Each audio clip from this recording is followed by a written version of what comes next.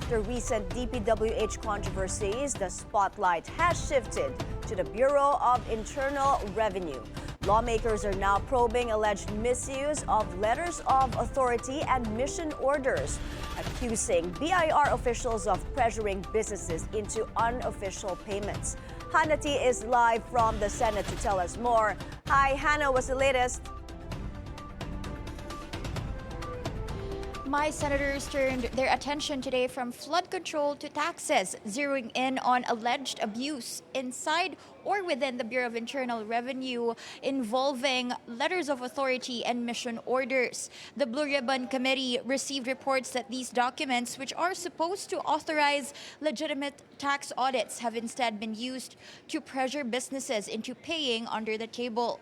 Only about 2% of taxes collected from businesses actually come from formal LOA or mission order assessments, while 98% of voluntary payments, to which Senator Erwin Tulfo asked about where the money from LOA negotiations is going. Lawmakers reported specific patterns, taxpayers receiving multiple LOAs within a single taxable year, including one case where 4 separate LOAs were issued in just 6 months, and another involving a small family business hit 4 times for the same mini grocery and eatery. There were also reports of tax assessments bloated far beyond a firm's actual sales, such as a business with 12 million pesos in gross receipts facing a 13 million peso deficiency after refusing an informal settlement offer. The committee was told that in many cases, only a small portion of the final settlement is officially receipted. One report shows that an original assessment running into millions was cut down to between 500 and 800K, but just 100K was formally remitted and the rest allegedly went to individual officials. Another case involved a 30 million peso deficiency being brought down to 1.2 million, with less than half allegedly going to government and the majority reportedly divided among examiners and their superiors. Lawmakers say businesses are being targeted year after year, forced into compromises to avoid even higher assessments, and too afraid to complain for fear of retaliation.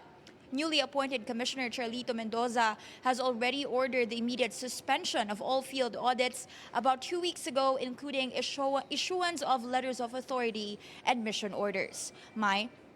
Hannah, who else is there at the Senate hearing and what reforms are being pushed to stop this scheme?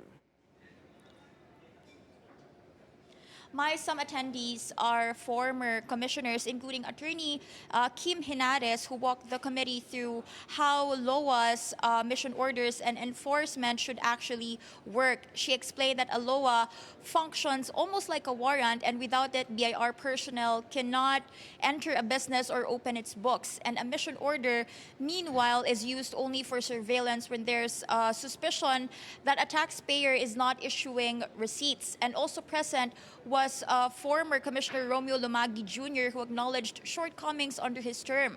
But he said that when he started in 2022, he rebuilt the BIR around 4 pillars: integrity, professionalism, digitalization, and better public service, and that their task forces were focused on large illicit traders to protect legitimate businesses. And in terms of new reforms, the most significant commitment today came from current Commissioner Mendoza. He said that moving forward, every single LOA issued by the BIR must have his personal clearance. Back to you, Mai. Thank you, Hannah T, reporting to us live from the Senate.